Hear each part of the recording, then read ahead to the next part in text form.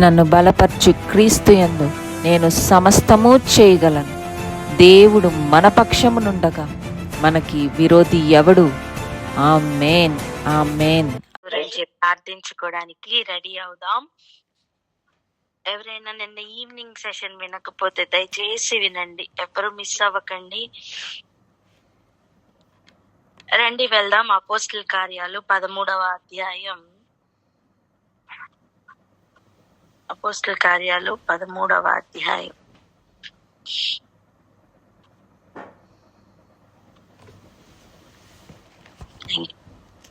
ఇందులో మనం ఒకసారి 6 నుంచి 10 వచనాలు చదువుతాం. 6 నుంచి 10 వచనాలు. అపోస్తల కార్యంలో 13వ అధ్యాయము 6 నుంచి 10 వరకు. వారు ఆ ద్వీపమంతటా సంచరించి పాపు అన్న ఊరికి వచ్చినప్పుడు గారడి వాడను అబద్ధ ప్రవక్త అయిన బరయేసు అన్న ఒక యూదుని చూచిరి. ఇతడు వివేకము గలవాడైన సెర్గిపౌలు అనే అధిపతి వద్ద ఉండెను. అతడు బర్నబాను సౌలును పిలిపించి దేవుని వాక్యము వినగోరెను. అయితే ఎలుమ ఆ అధిపతిని విశ్వాసము నుండి తొలగింపవలనని ప్రయత్నం చేసి వారిని ఎదిరించను. ఎలుమ అను పేరునకు గారడివాడని అర్థం. అందుకు పౌలు అనబడిన సౌలు పరిశుద్ధాత్మతో నిండిన వాడే అతని పేరు చూసి, సమస్త కపటముతోనూ సమస్త దుర్మార్గముతోనూ నిండినవాడా, అపవాది కుమారుడా, సమస్త నీతికి విరోధి, నీవు ప్రభు యొక్క తిన్నని మార్గంలో చెడగొట్టుట మానవా అని మాట్లాడుతున్న ఈ సందర్భాన్ని మనం చూస్తున్నాం. ఇక్కడ చూడండి, వివేకం కలవాడైన సెర్గిపౌలు అను అధిపతి దగ్గర ఉన్న ఈ వ్యక్తిని చూస్తున్నారు. అయితే అతడు ఏమేం చేస్తున్నాడట? మ్యూట్ లో పెట్టుకోండి. మీరు వాక్యం చదివేటప్పుడు, ఏదైనా చెప్పేటప్పుడు, స్థాపించేటప్పుడు మీరు మాట్లాడుతురు కానీ అంతవరకు మ్యూట్ లో పెట్టుకోండి.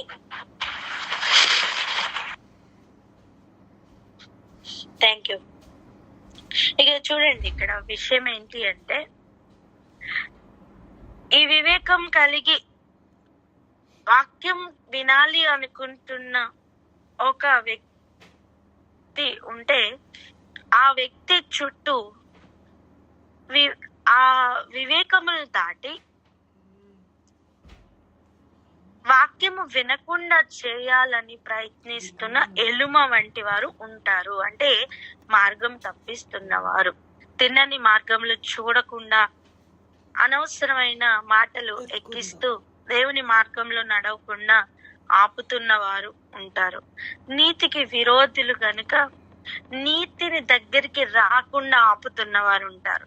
చూడండి, కొంతమంది అధిపతులు ఉంటారు, మన ఎంతో మంచివారుగా ఉంటారు, కానీ ఈ చుట్టుపక్కల అంటే మిగిలిన ఉద్యోగస్తులు కానీ, మిగిలిన మంత్రులు కానీ, ఎవరైనా కావచ్చు, అనవసరంగా అన్ని ఎక్కిస్తూ ఉన్నారనుకోండి, వారికి వీరి మీద ఆ అధిపతికి ఆలోచన మారిపోదా? మీరు ఒకసారి జ్ఞాపకం చేయనా, అందరి మాటలు వింటూ ఉండేవాడు అహష్వేరోష్ రాజు అన్న ఎస్తేర్ యొక్క భర్త. అప్పుడు అందరూ అన్ని యూదుల మీద ఎక్కిస్తూ ఉన్నప్పుడు, ప్రత్యేకంగా ఈ హామాన్ అదే పనిలో ఉన్నప్పుడు తను ఆ మాటలు వినలేదా? వాటి ఇన్ఫ్లుయెన్స్ ఉందా లేదా? అంటే ఎస్తేర్ పక్షాన దేవుడు ఉన్నారు కనుక అది మారింది. కానీ అప్పటి వరకు యూదుల మీద ఒక విషపూరితమైన ఆలోచన రావడానికి గల కారణం ఏంటి? చెప్పుడు మాటలు. ఎగ్జాక్ట్ గా అలాగనే సత్యము చూడకుండా అబద్ధికుడు ఎప్పుడు పొరలు వేస్తూ ఉంటాడు. సత్యం ఏంటి అని గ్రహించకుండా ఈ అపవాది యొక్క పని అలా అనవసరమైన గూడు కట్టి అన్ని అలా అనవసరమైన బంధకాలు వేయడమే వాడి పని. కానీ ఒక్కసారి ఆ అధిపతి కానీ, లేదా ఆ వ్యక్తి కానీ, ఆ రాజు కానీ, ఆ యాజకుడు కానీ రాజులైన యాజక సమూహం కదా. చీకటి నుంచి వెలుగులోనికి పిలువబడుతున్న వారే రాజులైన యాజక సమూహం. ఒక్కసారి వాళ్ళకి సత్యం కరెక్ట్ గా రీచ్ అయింది అనుకోండి, అంతే. ఇంకా అబద్ధికుడు ఏమీ చేయలేడు. చెప్పండి, అబద్ధికుడికి ఏమి చేయలేడని. హల్లెలూయా. కానీ అప్పటి వరకు ఒక పోరాటం అయితే ఉంటది. ఎలుమ వంటి వారు వారి చుట్టూ ఎప్పుడు తిరుగుతూ ఉంటారు. వారి యొక్క ప్రయత్నం అంతా ఒకటే, ఈ భూమి బాగుపడకూడదు, ఈ వ్యక్తి బాగుపడకూడదు, ఈ వ్యక్తికి వాక్యం రీచ్ అవ్వకూడదు, ఈ వ్యక్తికి ఆ వాక్యం వినిపించకూడదు అని సకల ప్రయత్నాలు పని చేస్తూ ఉంటాడు. ఈరోజు అటువంటి ఒక ఈ ఎలుమ, ఈ గాలిడి వాడినే మనం ఇప్పుడు చూస్తున్నాం. వీడు చేస్తున్న మొట్టమొదటి పని ఏంటో చూడండి. ఆ బర్నబాను సౌలుని పిలిపించి ఈ వ్యక్తి లేదా ఈ అధిపతి వాక్యం వినాలనుకున్నాడు. అయితే ఈ ఎలుమ విననివ్వడండి. ఈ ఎలుమ అంటే ఎవరు? గారడివాడు. విననివ్వడు. ఏం చేస్తాడంటే ఆ అధిపతిని విశ్వాసం నుండి తొలగింపవలనని యత్నము చేసి, ఏమండి, విశ్వాసం నుంచి తొలగించాలంటే ఏం ప్రయత్నం చేయగలరు?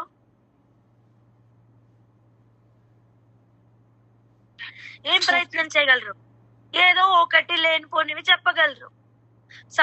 సౌలు మీద చెప్తారు, బర్నబా మీద చెప్తారు, లేదా యేసు మీద చెప్తారు. ఏదో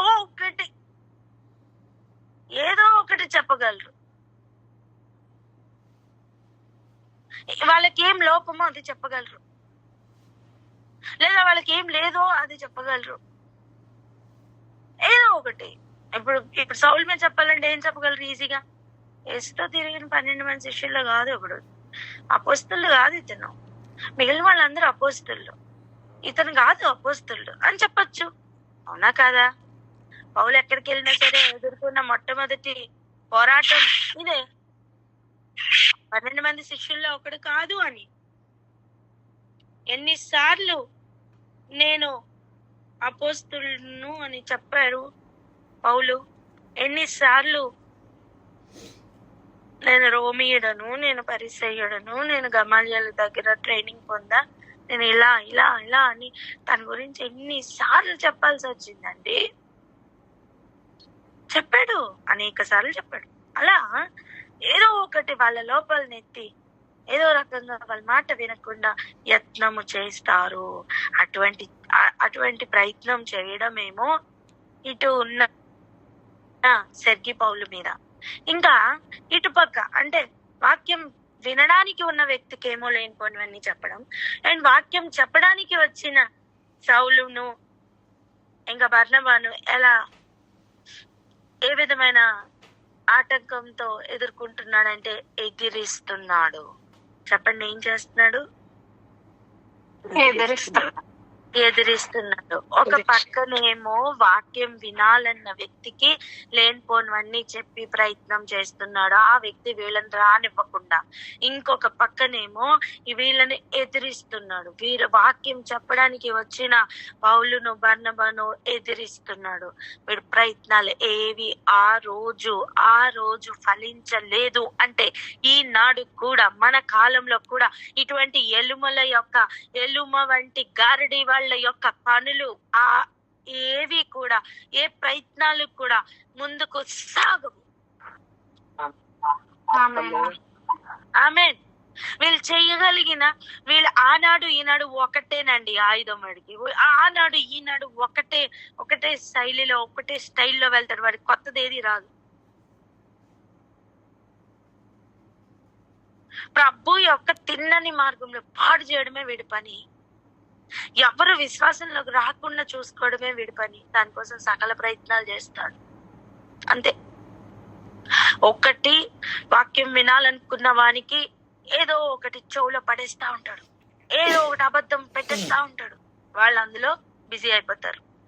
వాళ్ళు ఎక్కడ ఏ మాట చెప్తే వాళ్ళు డిస్టర్బ్ అవుతారో ఆ మాటలు, ఆ పరిస్థితులు వాళ్ళ చుట్టూ తీసుకొస్తాడు. అండ్ ఇక్కడ వీరినేమో ఎదిరిస్తాడు. నేను ఇంకొక ఎగ్జాంపుల్ చెప్తా చూడండి. గెరాసీన్ల దేశం యొద్దకు అద్దరికి చేరదాం పదండి అని చెప్పి యేసు ప్రభు వారు బయలుదేరారు తన శిష్యులతో, దోణిలో బయలుదేరారు. ఇప్పుడు వినాలనుకుంటున్నది ఎవరు? సమాధుల దగ్గర ఎదురుపడిన వారు, దయ్యములు, సేన దయ్యములు పట్టి సమాధుల దగ్గర ఎదురుపడిన వాడు వినాలనుకుంటున్నాడు వాక్యం, వినవలసిన వ్యక్తి. ఓకే, ఇప్పుడు వాక్యం విత్తడానికి వస్తుంది ఎవరు? స్వయంగా యేసు ప్రభు వారు. రైట్. ఇప్పుడు ఈ అపవాది యొక్క పని ఎలా ఉంటుందంటే, అది కనబడనివి. ఇక్కడ కనిపిస్తున్నాడు మనకి గారిడి వాడు, ఎలుమ, కానీ అక్కడ మనకి కనపడనివి ఎలా పనిచేస్తున్నాయి చూడండి. వాక్యం వినాల్సిన వ్యక్తినేమో సమాధుల చుట్టూ తిప్పుతూ, చావుకు దగ్గరగా చేస్తూ, అందరికీ కూడా ఒక పిచ్చివాడు, ఒక దయ్యం పట్టిన వాడిగా ఎవరు దగ్గరికి రారు కదా. ఆ వ్యక్తి చుట్టూ అలా పరిస్థితులను ఇంకా ఎక్కువ బిగిస్తూ చేస్తున్నాడు. మరి యేసు ప్రభు వారు ధోనిని ఎలా ఎదిరించాడో చూడండి. గాలి, సడన్ గా తుఫాను, సడన్ గా ఇవన్నీ ఎక్కువ అవుతున్న శిష్యులకి ఇవేం తెలియదు అప్పటికి, అందుకే వాళ్ళు కంగారు పడుతున్నారు. యేసు ప్రభు ఒకటి చెప్పారు, ఏంటి? అల్ప విశ్వాసులారా. ఎందుకు? స్వయంగా యేసు ప్రభు వారు అందులో ఉన్నారు. రెండోది, వాడేం చేయలేడు. నేనేమంటున్నా తెలుసా? సత్యమే బయలుదేరి వస్తే అబద్ధికుడు ఏమి చేయలేడు. రెండోది, సత్యము ఒక పని పూనుకొని బయలుదేరితే అబద్ధికుడు ఆపలేడు. ఆ రోజు లేకపోయారు. మరి ప్రయాణాన్ని ఎవరు ఆపగలిగారు? ఎవరు ఆపలేకపోయారు. వాళ్ళు బయలుదేరారు, వాళ్ళు ముందుకు వచ్చారు. వాళ్ళు రాగానే ఫస్ట్ ఎదుర్కొన్నది వీడే. అలా అక్కడ కార్యాన్ని ఆ రోజు ఆపలేకపోయాడు అపవాది. ఈరోజు ఇక్కడ కూడా వీరి ప్రయాణాన్ని ఆపలేకపోతున్నాడు. వీడికి తెలుసు. నీకు అర్థమైందా? వీడికి తెలుసు సత్యము వీళ్ళకి తెలిసింది అంటే విడుదల ఉంటది అని వాడికి తెలుసు. నా ఆటలు సాగవు అని వాడికి తెలుసు, కానీ ప్రయత్నిస్తాడు. నేనేమండినా తెలుసా? ఓడిపోతున్నవాడే అంత ప్రయత్నం చేస్తుంటే జయించుచు జయించుచు జయించుచు వెళ్తున్నవారు ఇంకెంత ధైర్యంగా ఉండాలి, ఇంకెంత విశ్వాసంతో ఉండాలి, ఇంకెంత ఉత్సాహం పెరగాలి. యుద్ధపు వాసన చూస్తే ఒక గుర్రంకి వచ్చే సౌండ్ వేరే ఉంటది. కృంగిపోతుందా అండి? అమ్మో అనుకుని మూతి ముడుచుకొని పక్కకి వెళ్ళి జాగ్రత్త, యుద్ధం యుద్ధం అని ఎడుతుందా గుర్రం? యుద్ధపు వాసన రణరంగంగా అనిపిస్తూ ఉంటది. రక్తపు వాసన చూసిన ఆ గుర్రాన్ని ఎవరైనా ఆపగలరా? ఆపలేరు. హల్లెలూయా. ఒక సైనికుడిగా అలా కదలాలండి. ఆటంకాలు ఉంటాయి నాన్న, అడ్డంకులు ఉంటే అబద్ధికుడు అబద్ధాలే ప్రచారం చేస్తాడు. వాటిని చూసుకుని వాటిని వినుకుని కృంగిపోయి అలిసిపోయి నో,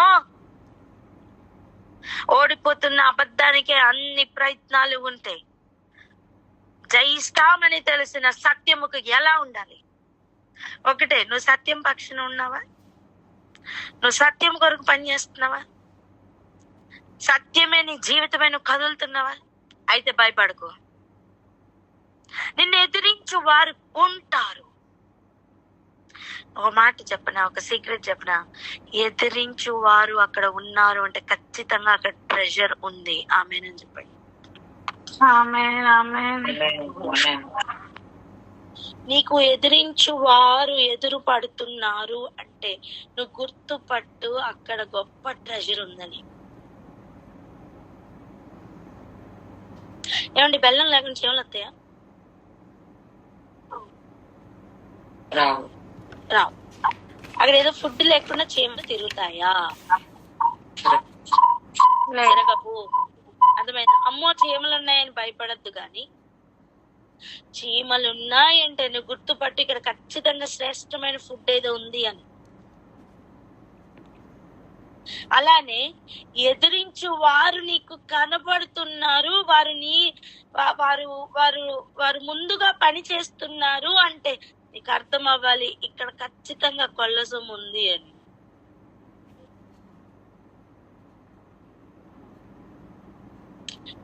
దగ్గరగా ఒక ఆమె చెప్తారని అనుకున్నా. ఖచ్చితంగా కొల్లసం ఉంది అంటే అక్కడ మనం స్వాధీనపరచుకోవాల్సింది ఉంది అని అర్థం. ఒక్కటే, అలాంటి సమయం ఏం చేయాలి? ఫస్ట్ గుర్తుపట్టాలి, ఎదిరిస్తున్న వారు ఉన్నారు అంటే అక్కడ కొల్ల సొమ్ము ఉంది కనుకనే వాళ్ళు ఎదిరిస్తున్నారు.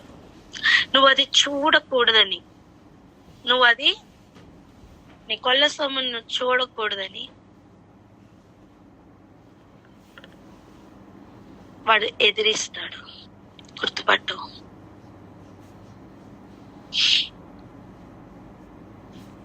తర్వాత దేవుడు తన పని చేసుకుంటారు. ఎలా చేయాలి ఏంటి ఆలోచనిస్తారు. ఇక్కడ చూడండి, గారడి వాడు కనుక ఎదిరిస్తున్నాడు అని మనకు అర్థమైంది. చెప్పండి అన్నమాట. ఎదురిస్తున్నాడని మనకు అర్థమైంది. ఇక పౌలు యొక్క ఇది స్టార్టింగ్ ప్రయాణంలో మనం చూస్తున్నది అంతే కదా. బర్నబాను పౌలును నా పని కొరకు ప్రత్యేకపరచండి అని పరిశుద్ధాత్మ వలన బోధింపబడి సంఘమంతా చేతిలోంచి ప్రార్థన చేసి వారు నా పని కొరకు పంపిస్తే ఒక్కొక్క ఊరు దాటుకుంటూ ఈ ఊరికి వస్తే ఫస్ట్ ఇదే ఎదుర్కొన్నారు వాళ్ళు. ఇప్పుడు లాస్ట్ లో అంటే పౌలు యొక్క ఎండ్ ప్రయాణం అక్కడ కూడా ఒకసారి వెళ్దాం రండి.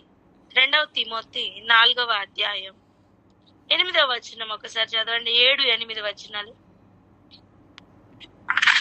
2 తిమోతి 4వ అధ్యాయం 7-8 వచనాలు. మంచి ఇంకా 7-8 వచనాలతో అవునా మంచి పోరాటం పోరాడి తిని నా పరుగు కడముట్టించి తిని విశ్వాసంను కాపాడుకుంటుని ఇక మీదట నా కొరకు నీతి కిరీటం ఉంచబడి ఉన్నది. ఆ దినమందు నీతి గల న్యాయాధిపతి అయిన ప్రభువు అది నాకు మాత్రమే కాకుండా తన ప్రత్యక్షతను ఆపేక్షించు వారందరికీ అనుగ్రహించును. ఆమేన్. ఇది ఎటువంటి వాక్యం తెలుసా? ఈ వాక్యము ఎవరికి సాధారణంగా ఎక్కువగా పెడతారు అంటే ఎవరికి వాగ్దానం, ఇప్పుడు చూడండి వాగ్దానం కార్డ్స్ ఇస్తారు కదా, అలా ఇది సమాధుల్లో ఉన్న అంటే సమాధి చేయబడుతున్న వారికి ఎక్కువగా పెడుతున్న వాక్యం ఇది. మా నాన్నగారు చనిపోయినప్పుడు నా పరిస్థితి సంవత్సరానికి ఒక్క వాక్యం చొప్పున 30 సంవత్సరాలు వచ్చినాయి కదా, 30 వాక్యాలు చెప్పమ్మా అంటే మా నాన్నగారు అడిగితే నా నోట్లో ఒక్క వాక్యం లేని ఆ రోజుల్లో తెలీదు, ఒక్క వాక్యం కూడా గుర్తురాలా. 30 వాక్యాలు అడిగారని వాక్యం లేని నాకు కోపం వచ్చింది తప్ప వాక్యం చెప్దామని ఒక్కొక్క ప్రయత్నం కూడా రాలా.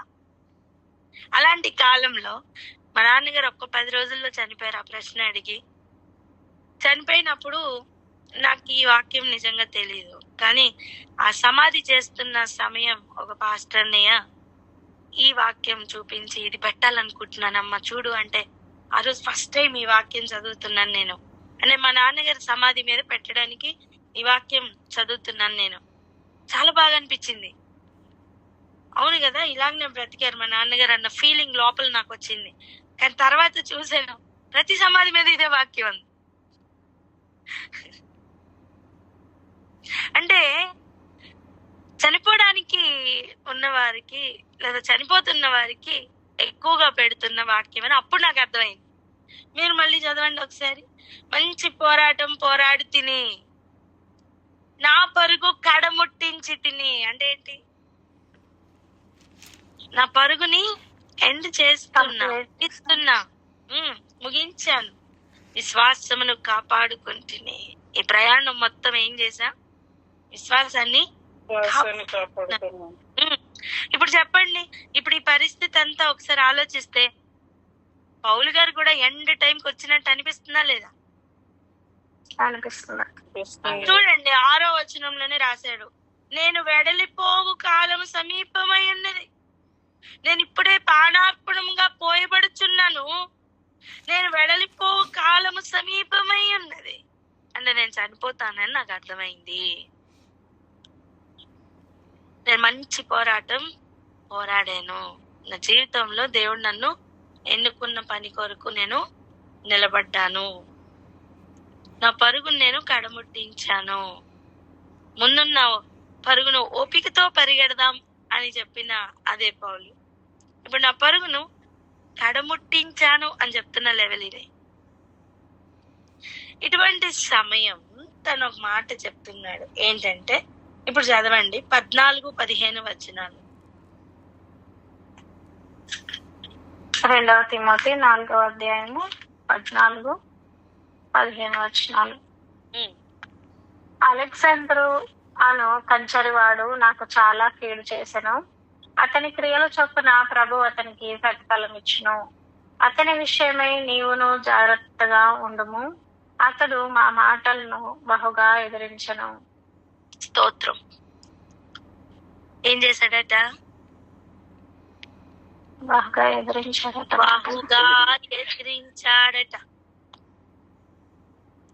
ఇందాకేం చూసాం? ఒక వ్యక్తికి వాక్యము అందకుండా ముందుగానే అక్కడ గారడి వాడు ఉండి వాక్యము రీచ్ అవ్వకుండా వీరిని ఎదిరించినట్టుగా పౌలు యొక్క మొదటి ప్రయాణంలోనే చూసాం. కానీ ఎండ్కి వచ్చేసరికి కూడా ఈ ఎదిరించే వారు ఫాలో అవుతూనే ఉన్నారండి. ఇప్పుడు గారడి వాడి లెక్కలో లేడు, గారడి వాడి లాగా రాలా, ఇప్పుడు కంచరివాడు. చెప్పండి వీరెవరు? కంచరివాడు. ఇతను ఎవరండి? కంచరివాడు. సబ్జెక్ట్ ఒకటే, సబ్జెక్ట్ ఏంటి? ఎదిరించాలా. చెప్పండి ఏంటి? ఎదిరించాలా. ఏది చెప్పినా ఎదిరించాలా, లోపడాలి కాదు. ఏం చేయాలి? ఎదిరించాలా.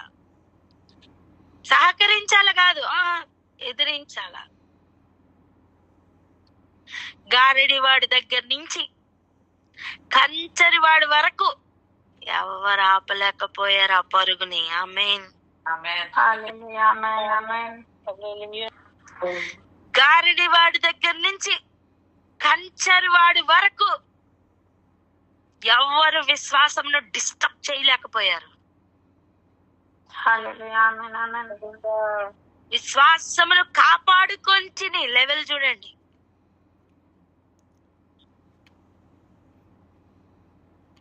మంచి పోరాటం పోరాడాను. చెప్తున్న మాటలు వాల్యూ చూడండి. ఎదిరించి వారు ఉన్నారండి, అందుకేనండి నా విశ్వాసాన్ని కోల్పోయాను. ఎదిరించి వారు ఉన్నారండి, అందుకేనండి నా పరుగును ఆపేశాను. ఎదిరించి వారు నన్ను చుట్టుముట్టారండి, అందుకే ఈ పోరాటం నేను పోరాడలేకపోయాను అన్నాడా?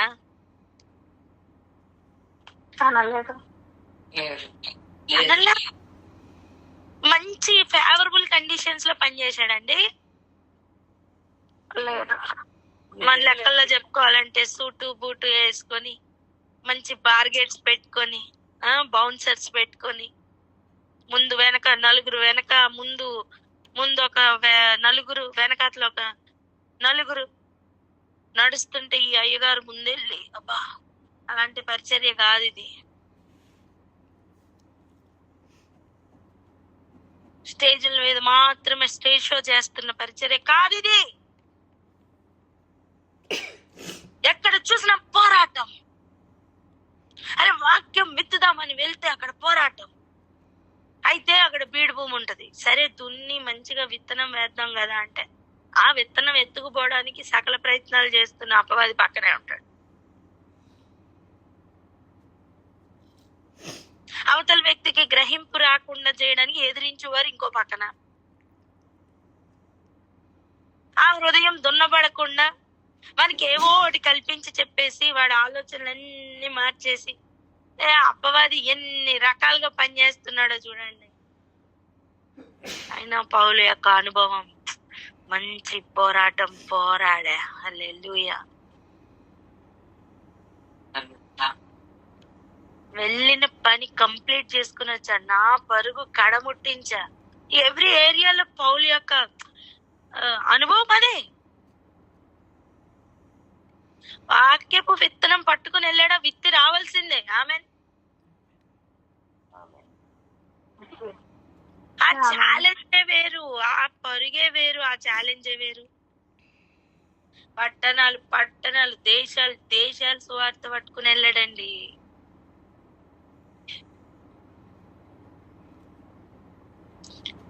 ఇక్కడ చూడండి, ఎదిరించి వారు ఏమన్నా తగ్గారా? లేదు, రూపం మార్చుకుని వచ్చారు. సబ్జెక్ట్ అదే.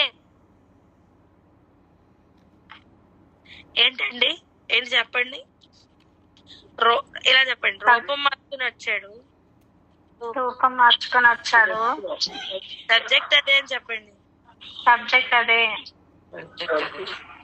ఇక్కడే ఆగి ఒకసారి ప్రార్థన చేద్దామా? ఈరోజు నువ్వు కూడా గుర్తుపట్టు, రూపం మార్చుకుని వచ్చాడు, సబ్జెక్ట్ అదే.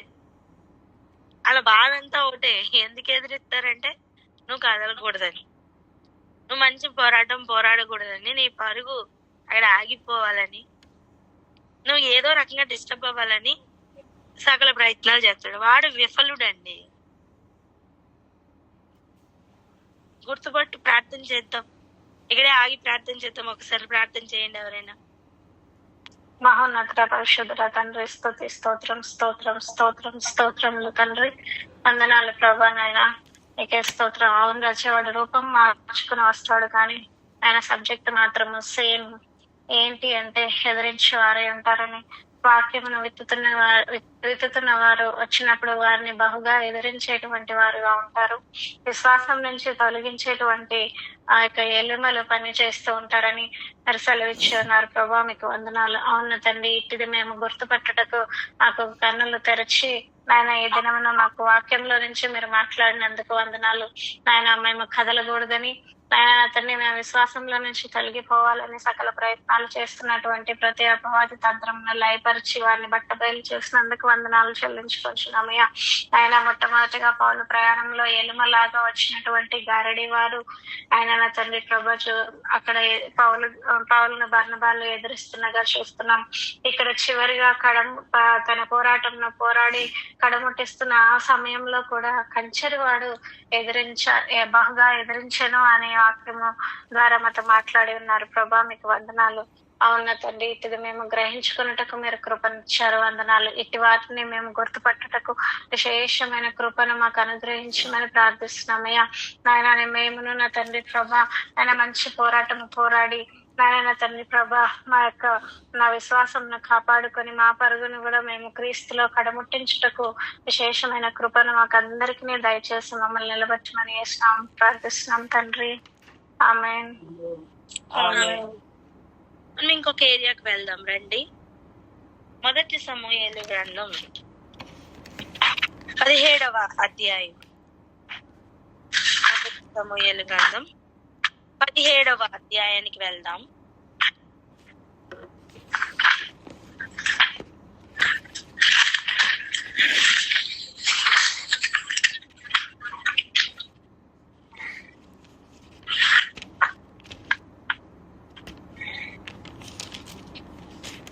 రైటా? 17వ అధ్యాయం. ఇక్కడ మనం ఏం చదువుదామంటే 26వ వచనం మొదటిగా చదవండి. తర్వాత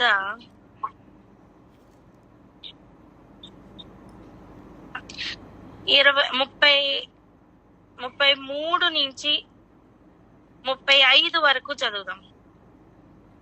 మొదటి సమూయేలు 17వ అధ్యాయము 26వ వచనం మొదటిగా చదువుకుందాం. దావీదు జీవము గల దేవుని సైన్యములను తిరస్కరించుటకు ఈ సున్నతి లేని ఫిలిస్తీయుడు ఎంతటి వాడు, వాని చంపి ఇశ్రాయేలీయుల నుండి ఈ నింద తొలగించిన వానికి బహుమతి ఏమని తన యొద్ద నిలిచిన వారిని అడగగా, సమూయేలు 17వ అధ్యాయము, మొదటి సమూయేలు 17వ అధ్యాయము 33 నుంచి 35 వరకు. సౌలు ఈ ఫిలిస్తీయుని ఎదుర్కొని వానితో పోట్లాడుటకు నీకు బలము చాలదు, నీవు బాలుడవు, వాడు బాల్యము నుండి యుద్ధాభ్యాసము చేసిన వాడని దావీదుతో అనెను. అందుకు దావీదు సౌలుతో ఇట్లనెను, మీ దాసుడైన నేను నా తండ్రి యొక్క గొర్రెలను కాయుచుండా సింహమును ఎలుగుబంటిను వచ్చి మందలో నుంచి ఒక గొర్రె పిల్లను ఎత్తుకొని పోవచ్చుండగా నేను దానిని తరిమి చంపి దాని నోటి నుండి ఆ గొర్రెను విడిపించుకుని అది నా మీదకి రాగా దాని గడ్డము పట్టుకుని దానిని కొట్టి చంపి తిని. హల్లెలూయా. హల్లెలూయా. ఇక్కడ మరి ఒక వచనం చదువుకుందాం. ఇక్కడ చూడండి, 20వ వచనం కూడా ఒకసారి చదువురా.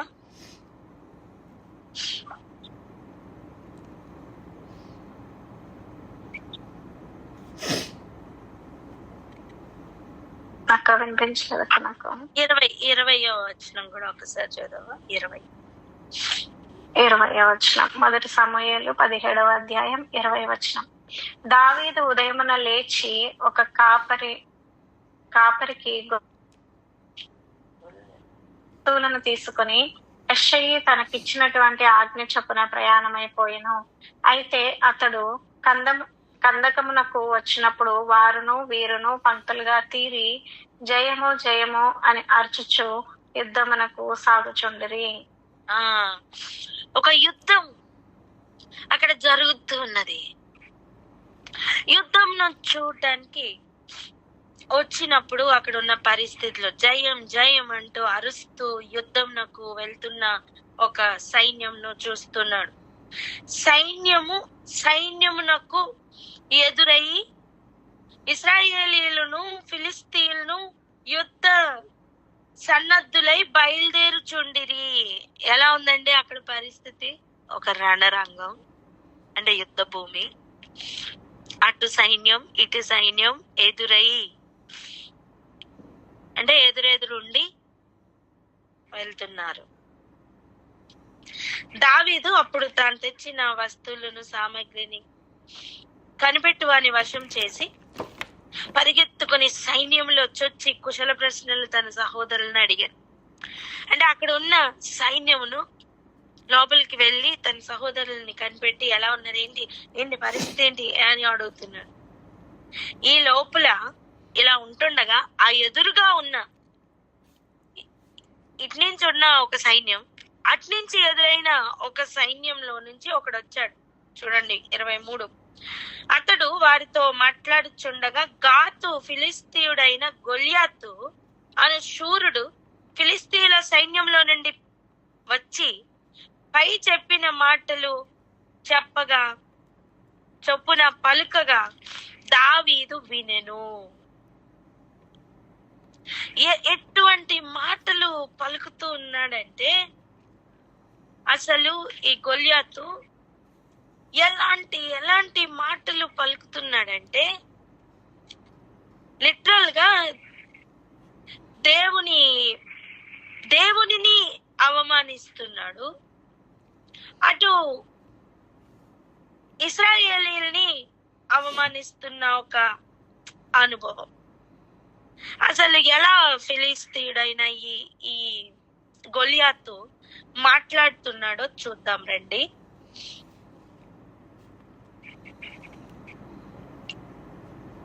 చదవండి, దీనికి ముందుగా ఉన్న చదవండి. గొల్యాతు ఎలా మాట్లాడుతున్నా చూద్దాం. 4వ వచనం నుంచి చదవండి. మొదటి సమూయేలు 17వ అధ్యాయం 4వ వచనం. గోతువాడైన గొల్యాతు అను శూరుడొకడు ఫిలిస్తీయుల దండులో నుంచి బయలుదేరుచుండెను. అతడు 6 మూల జానెడు జానుడు ఎత్తు మనిషి. అతని తల మీద రాగి శిరస్త్రాణం ఉండెను. అతడు యుద్ధ కవచము ధరించి ఉండెను. ఆ కవచము 5,000 తూముల రాగి ఎత్తుగలది. మరియు అతని కాళ్లకు రాగి కవచమును, అతని భుజముల మధ్యను రాగి బల్లెం ఒకటి ఉండెను. అతడు ఈట కర్ర నేతగాని దోనె అంత పెద్దది. మరియు అతని ఈట కొన 600 తూముల ఇనుము ఎత్తుగలది. ఒకడు డాలును మోయిచ్చు అతని ముందర పోవుచుండెను. అతడు నిలిచి ఇజ్రాయేలీయుల దండు వారిని పిలిచి, యుద్ధ పంక్తులు తీర్చుటకై మీరెందుకు బయలుదేరి వచ్చితిరి? నేను ఫిలిస్తీయుడన కానా? మీరు సౌలు దాసులు కారా? మీ పక్షముగా ఒకనిని ఏర్పరచుకొని అతని నా యొద్దకు పంపుడి. అతడు నాతో పోట్లాడి నన్ను చంపగలిగిన ఎడల మేము మీకు దాసుల మగదము. నేను అతన్ని జయించి చంపిన ఎడల మీరు మాకు దాసులై మాకు దాస్యము చేయుదురు. ఈ దినము చేయుదురు.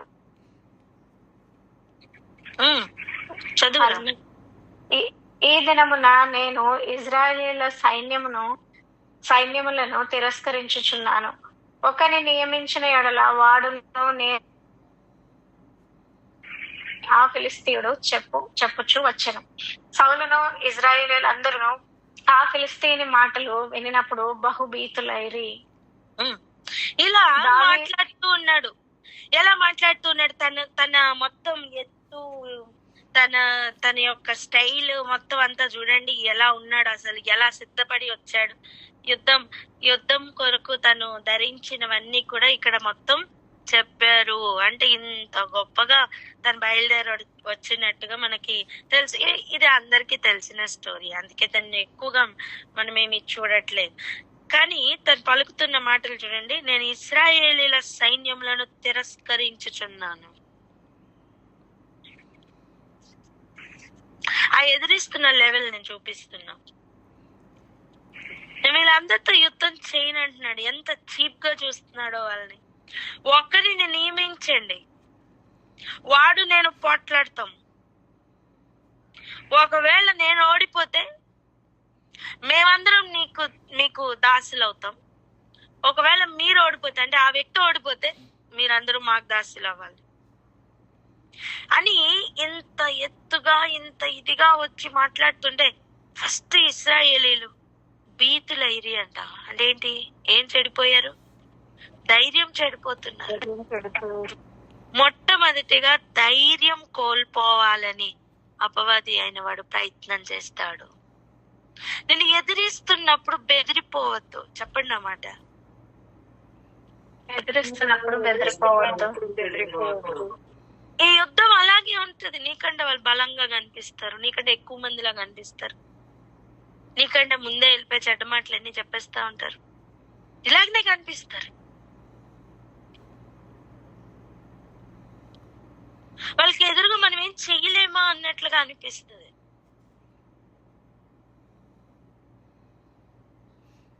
ఇక్కడ కావాల్సింది భీతి కాదు, ధైర్యం. చెప్పండి అన్నమాట. భీతి కాదు, ధైర్యం. అలా కాదు, ఇక్కడ కావాల్సింది, ఈ యుద్ధంలో కావాల్సింది భీతి కాదు, ధైర్యం.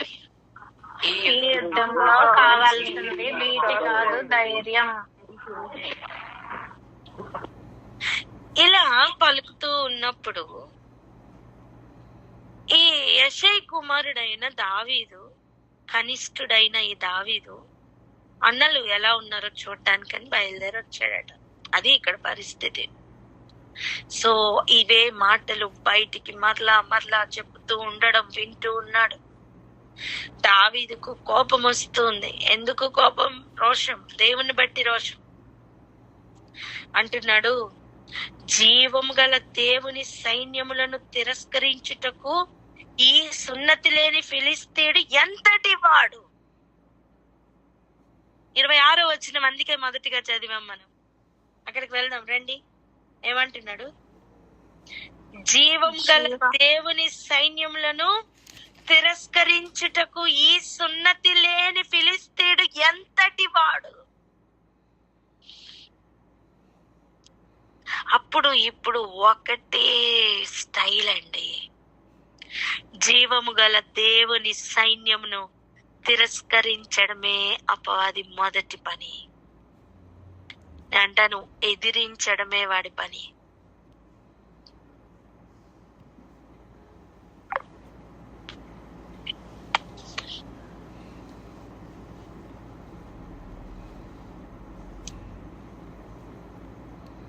ఏంటండి?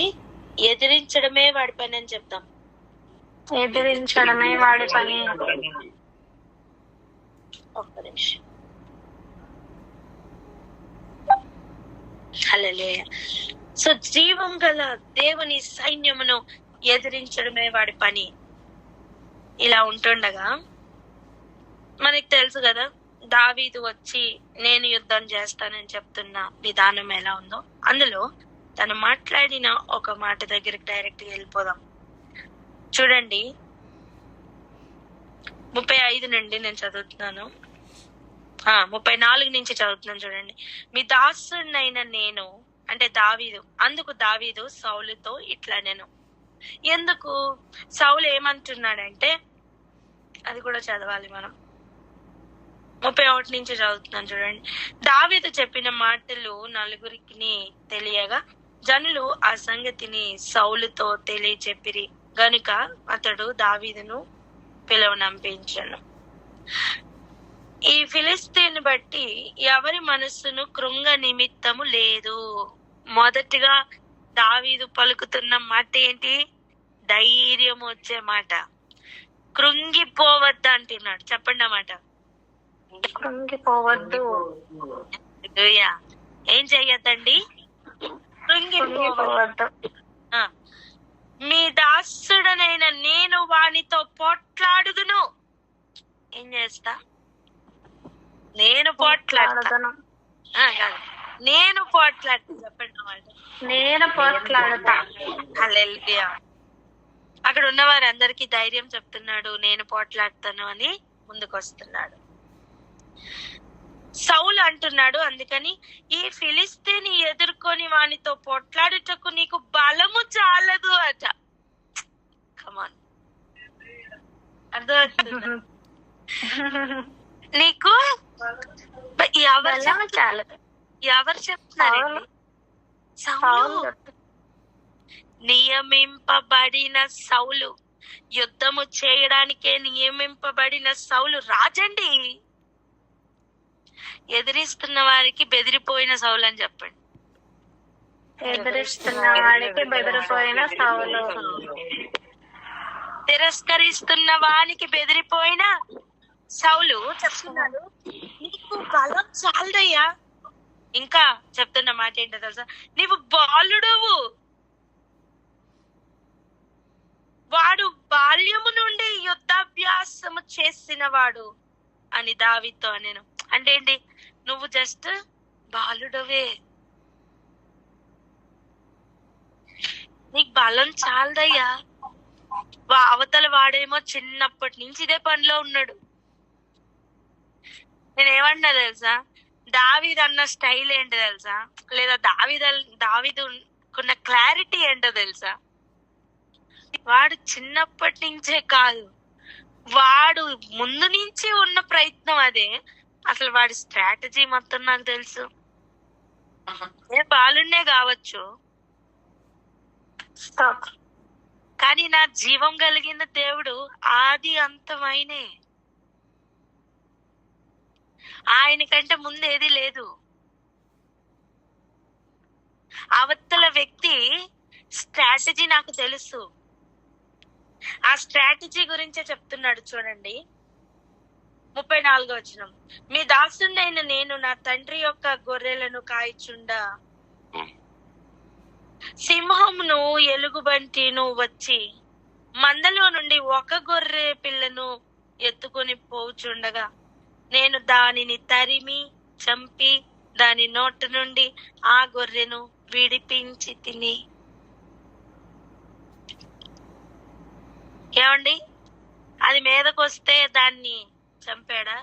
అది పట్టుకుని వెళ్ళిపోతుంటే దాన్ని వెనకట్ల తరిమి చంపాడా? హల్లెలూయా. అంటే ఏంటి? చంపాడు. ఏంటి? ఒక గొర్రె కూడా వదులుకోవడం ఇష్టం లేదు. చెప్పండి అన్నమాట. ఒక్క గొర్రెను కూడా ఒక్క గొర్రెని కూడా వదులుకోవడం ఇష్టం లేదు. నువ్వు బాలుడివి నానా, నీకు బలం చాలదు. బాలుడే అయినా గొర్రె కావాలి. ఆమెనని చెప్పండి. ఆమేన్, ఆమేన్. అలా తరుముతున్నప్పుడు అది ఏం చేసింది తెలుసా? అది నా మీదకి రాగా, ఏది రాగా? సింహము, ఎలుగుబంటి. దాని గడ్డము పట్టుకొని బతిమలనుందా? దాని కొట్టి చంపితే. నేను చెప్తున్న విషయం ఏంటి తెలుసా? గొర్రె ఉన్నది అంటే అక్కడ చుట్టూ ఒక సింహము, ఎలుగుబంటి ఇవన్నీ తిరుగుతాయండి. ఇశ్రాయేలు సైన్యం ఉన్నది అంటే అక్కడ ఫిలిస్తీన్లు ఎదిరించేవారు, తిరస్కరించేవారు తిరుగుతూ ఉంటారండి. ఏమండి ఒక మాట చెప్పండి, ఇశ్రాయేలీలు గాతు వారి మీదకి యుద్ధానికి వెళ్ళారా? గాతు వారు ఇశ్రాయేలీల మీదకి యుద్ధానికి వచ్చారా? గాతు వాళ్ళు ఇశ్రాయేలు నువ్వేం చెయ్యక్కర్లే. You will attract the wars. స్తోత్రం. ఆమేన్. హల్లెలూయా. నువ్వు ఏం చేయక్కర్లేదు నాన్న. నువ్వు దేవుని పనిలో అలా ఉండు, నువ్వు ప్రార్థన చేస్తా ఉండు చాలు. ఎనిమి నీ చుట్టూ తిరుగుతా ఉంటాడు. శత్రువు నీకు పసిగట్టి నీ చుట్టూ తిరుగుతా ఉంటాడు. ఎందుకు? మింగాలని, పట్టుకెళ్ళిపోవాలని. నేనేం గొడవ చేయలేదండి అంటే నువ్వేం చెయ్యక్కర్లేదు నాన్న. ఇక్కడ చూడండి, తను చెప్తున్న మాట 36వ వచనం, మీ దాసుడనైన నేను ఆ సింహమును ఎలుగుబంటిని చంపితినే, జీవం గల దేవుని సైన్యములను తిరస్కరించుచున్న ఈ సున్నతి లేని ఫిలిస్తీయుడు వాటిలో ఒకదాని వలె అగుననియు. 37వ వచనం అండర్లైన్ చేయాలి. సింహము యొక్క బలము నుండి, ఎలుగుబంటి యొక్క బలము నుండి నన్ను రక్షించిన యెహోవా ఈ ఫిలిస్తీయుని చేతిలో నుండి కూడాను నన్ను విడిపించునని చెప్పెను. నేను అంటాను, ఈ ఫిలిస్తీయుని చేతిలో ఉన్న బలములో నుండి కూడా నన్ను విడిపించును అని చెప్తే వెంటనే అప్పుడు సౌలు చెప్తున్నమాట, పొమ్ము బాలుడు యుద్ధాభ్యాసం లేదు, ఈ స్టోరీస్ అన్ని ఇంకా లేవు, సౌండ్ లేదు అయ్యగారికి. ఏమంటున్నాడండి? పొమ్ము, యెహోవా నీకు తోడుగా నుండును గాక. హల్లెలూయా. నేనేమంటున్నా తెలుసా? వీటి స్ట్రాటజీ ఫస్ట్ అదే, ఇప్పుడు అదే అంటున్నా. దావీదు యుద్ధ భూమిలో నించున్నాడండి. దావీదుకి అర్థమైంది అపవాది యొక్క స్ట్రాటజీ ఒకటే. వాడు సింహం రూపంలో వచ్చినా వాడికి కావాల్సింది గొర్రె, వాడు ఎలుగుబంటి రూపంలో వచ్చినా వాడికి కావాల్సింది గొర్రెనే. ఇప్పుడు ఫిలిస్తీని రూపంలో వచ్చిన వాడికి కావాల్సింది ఇశ్రాయేలీల సైన్యంలే. అంటను, వధింపబడిన గొర్రె పిల్ల యొక్క వధకు ఏర్పడిన సైన్యమే మనకి కావాలి. ఎదిరిస్తాడు, తిరస్కరిస్తాడు, ఏదో రకంగా పోరాడుతూ ఉంటాడు. ఈ యుద్ధ భూమి గుర్తుపట్టు. అప్పుడు ఇప్పుడు ఎప్పుడు ఒకటే స్ట్రాటజీ అని దావీదు కాలంలో అర్థమైంది. పౌలు కాలంలో కూడా మనం ప్రయాణం ప్రారంభించిన మొదట్లో ఎదిరించి వారు ఎలా ఉన్నారు, ప్రయాణం ముగిస్తున్న టైంలో నా పరుగును కడముట్టించి తిని అని చెప్తున్న లెవెల్లో కూడా అలెగ్జాండర్ అనే కంచరివాడు ఎలా ఉన్నాడు. నేనేమన్నా తెలుసా, ఎదిరిస్తున్న వారు ఎదిరిస్తున్న పనిలోనే ఉంటారు. గారడి వాళ్ళ దగ్గర నుంచి కంచరివాడు వరకు ఒకటే స్ట్రాటజీ. దావీదు ఎదురుగుండా సింహం దగ్గర నుంచి గొలియాతు వరకు ఒకటే స్ట్రాటజీ. అర్థమైందా? ఇలా రాయండి. దావీదు కాలంలో సింహం నుండి గొలియాతు వరకు ఒకటే స్ట్రాటజీ. రాయండి. పౌలు కాలంలో గారడి లేదా ఎలుమ దగ్గర నుంచి కంచరివాడు వరకు, అలెగ్జాండర్ వరకు ఒకటే స్ట్రాటజీ.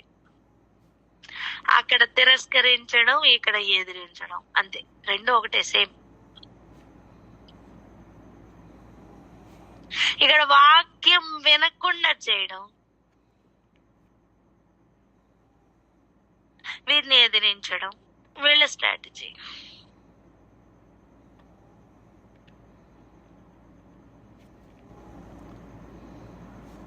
అక్కడ గొలియాతును చంపిన దావీదు ఆ ముందు వాటన్నిటిని కూడా అలాగే చంపాడు. ఇక్కడ ఇక్కడ ఇక్కడ సౌలు చూపిస్తున్న ఒక క్యారెక్టర్ ఇక్కడ మనం నేర్చుకోవాలి. ఇప్పుడు దానికోసమే ఇదంతా చూసాం.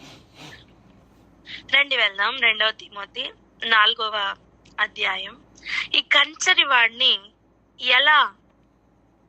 ఎలా హ్యాండిల్ చేస్తున్నాడో చూడండి. తిను ఇప్పుడు వెళ్ళిపోతున్నాడు, ప్రాణార్పణంగా పోయబడ్డానికి, హతసాక్షిగా మారడానికి పౌలు వెళ్ళిపోతున్నాడు. తిమోతికి ఇన్స్ట్రక్షన్స్ ఇస్తున్నాడు.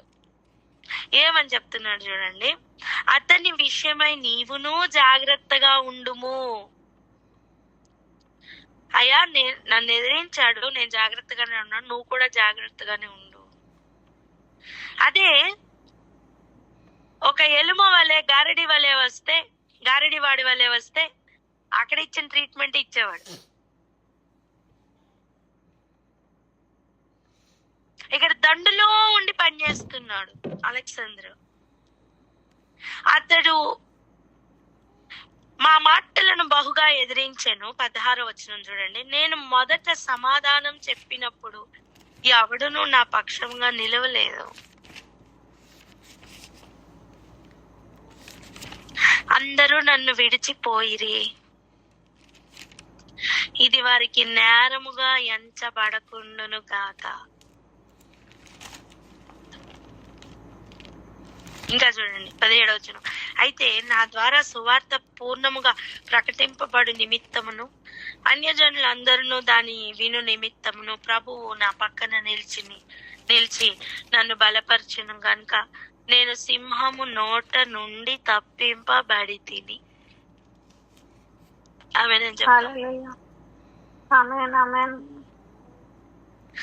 ఇక్కడ పౌలు గారు తన పోరాటం ఎలా జరిగిందో చెప్తున్నారండి.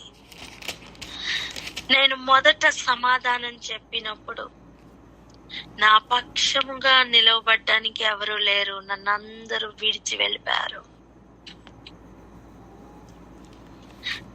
ఆ రోజు దావీదు పోరాటానికి నించున్నప్పుడు కనీసం రాజు పక్కన నించున్నాడా? లేదు. ఒంటరిగానే పోరాటం చేయవలసి వచ్చిందండి.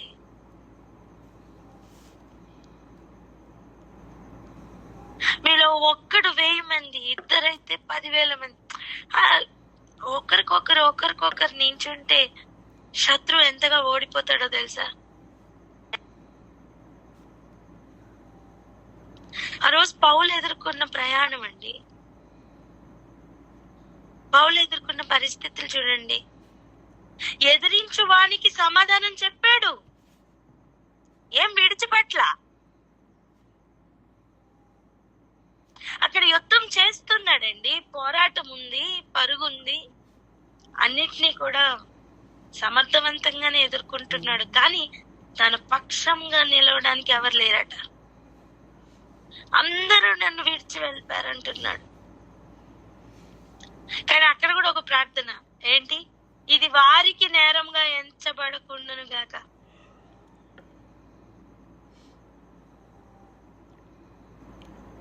తను ఎదుర్కొంటున్న ఇంటర్నల్ కాన్ఫ్లిక్ట్ ఎలా ఉందో చూడండి.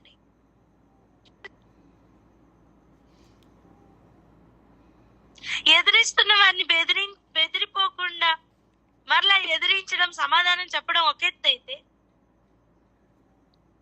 తన వారు తనతో నిలబడలేని ఒక స్థితి చూడండి. ఆ ఒంటరి పయనం ఒకసారి ఆలోచించండి. ఈరోజు మనం సంఘముల గురించి ఏమని ప్రార్థన చేద్దాం తెలుసా? ఈ ఏరియాలోనే ఎదిరించు వారు అనేకులున్న సమయం, బెదిరిపోయిన వారే ఇలా విడిచిపెట్టి వెళ్ళిపోతారు. తప్పుగా అర్థం చేసుకున్న వారే విడిచిపెట్టి వెళ్ళిపోతారు. అక్కడ చూడండి, ఎందుకు విడిచి వెళ్ళిపోయారు? నేను మొదట సమాధానం చెప్పినప్పుడు ఎవడును నా పక్షమున నిలవలేదు.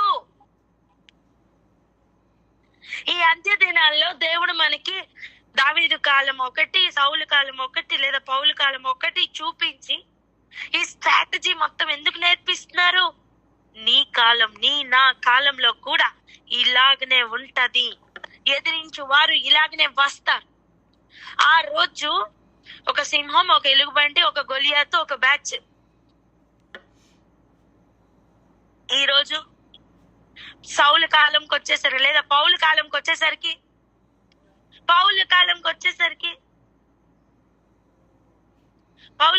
వచ్చేసరికి పరిస్థితి ఏంటి? గారడివాడు, కంచరవాడు, వీళ్ళని ఎదుర్కోవాల్సిన పరిస్థితి. ఇప్పుడు నా ప్రశ్న, నా కాలంలో ఎటువంటి వారిని ఎదుర్కొంటున్నాం? రాస్తే అదొక చరిత్ర అండి. ఆమెనని చెప్పండి. కానీ ఇప్పుడు కాదు కదా రాయుడు. ఈ ప్రయత్నం, ఈ ప్రయాణం అర్థం అవ్వాలి. ఎదిరించి వారు వస్తారు. అలాంటప్పుడు పౌలుని ఆ రోజు విడిచిపెట్టి వెళ్ళిపోయారంట. దావీదునైతే నువ్వు బాలుడివి, నువ్వు చేయలేవన్నారు. హిస్టరీ చెప్పిన తర్వాత అప్పుడు సరేలే వెళ్ళైతే అన్నారు. కనీసం ఆ హిస్టరీ చెప్పుకునే అవకాశం కూడా ఈ పౌలుకి దొరకలేదండి. ఎదిరించి సమాధానం చెప్పినప్పుడు ఎవరు నించలేదట పక్కన. ఈరోజు మన పరిస్థితి ఏంటి? అసలు నీకు పోరాటం ఉందా? హలో, నువ్వు వాక్య నిమిత్తం నించుంటే నీకు పోరాటం ఉంటది, అది తెలుసా?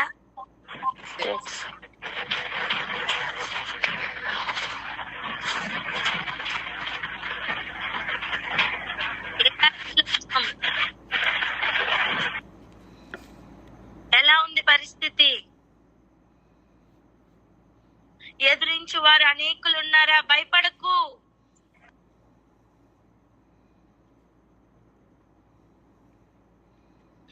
ఎదిరించు వారు అనేకులు ఉన్నారా? భయపడకు. అక్కడ నీ కోసం కొల్ల సొమ్ము ఉంది, రెడీగా ఉంది. అక్కడ వాక్యం కోసం ఎదురు చూస్తున్న ఆత్మలు ఉన్నాయని అర్థం.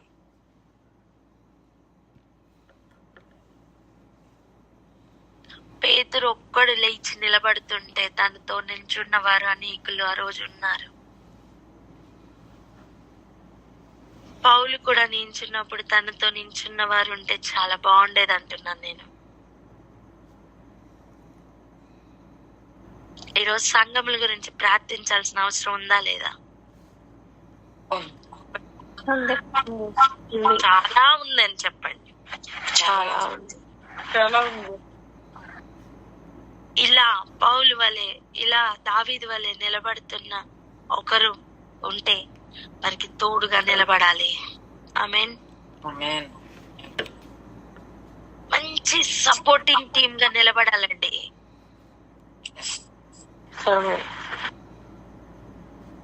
ఆ రోజు గొలియాతుని ఎదుర్కోవడానికి ఒంటరిగా వెళ్ళాడండి దావీదు. ఈ గారడి వాళ్ళని, ఈ కంచర వాళ్ళని ఎదుర్కొంటున్న సమయం ఒంటరిగా అయిపోయాడండి పౌలు.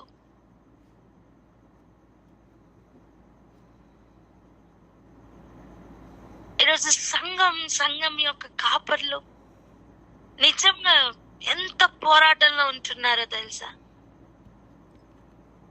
అడుగడుగున పోరాటమే, అడుగడుగున ఎదిరించువారు, అడుగడుగున ప్రతి అడుగులోనూ పోరాటమే. పోరాటం ఉందంటే జయం ఉన్నదని లెక్క. ఆమేన్. జయము మీద జయం వచ్చును గాక. ఇదిగో నేను అంటాను, ఒకవేళ మనం గనక ఎవరికైనా మన వాళ్ళని ఇప్పుడు వరాకు నేను లేఖ రాయాలనుకోండి, ఇలా రాయాలి. ఏమని తెలుసా? నేను మొదట సమాధానం చెప్పినప్పుడు ఎవడును నా పక్షం నిలవలేదు అని చెప్పకూడదు. అందరూ నా పక్షం నిలిచి ఉన్నారు, అందరూ నన్ను విడిచిపోయి అనకూడదు, అందరూ నాతో ఉన్నారు అని రాయాలి. ఆమేన్. ఇలా ప్రతి సంఘంలోనూ జరగాలి. ఆమేన్. అలా గనక జరిగితే ఏ ఫిలిస్తీయుడు మళ్ళీ వచ్చి నించోడానికి ధైర్యం చేయడండి. ఏ గారడి వాడు కూడా నిలవలేడండి. ఏ కంచరి వాడు కూడా దగ్గర ఇన్ని నాటకాలు ఆడలేడండి. తిమోతికి చెప్తున్నాడండి, జాగ్రత్త, నీవు కూడా జాగ్రత్త. తిమోతి, నీవు కూడా జాగ్రత్త. ఎందుకు? నీతో ఉన్న వారందరినీ కూడా కంచర వాళ్ళ తయారు చేస్తాడు ఈ అలెగ్జాండర్. జాగ్రత్త. పౌలు దగ్గర నుంచి తిమోతి ఏమేమి నేర్చుకున్నాడు? ఇదే మన సబ్జెక్ట్ ఎవ్రీ వీక్ అవుతుంది. ఈ రోజు ఈ సబ్జెక్ట్ మనం నేర్చుకుంటున్నాం. సంఘంలన్నిటి గురించి ఎంత ప్రార్థించాలో, ఎంత అవసరత ఉందో ఈ రోజు గ్రహించావు కదా. ప్రార్థన చేద్దాం అక్క. హల్లెలూయా. Thank you Jesus. Thank you lord.